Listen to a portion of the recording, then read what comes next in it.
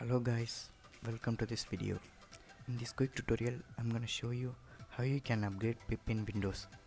Without any further ado, let's get started. First things first, make sure you're connected to the network. And the next step, you need to open your command prompt. In order to do this, press Windows key plus R key. It will open a pop-up window like this.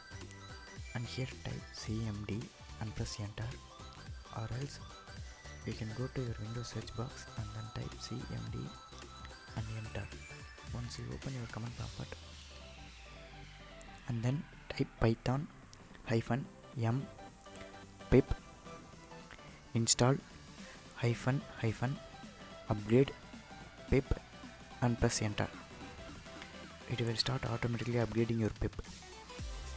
It will take some seconds to complete.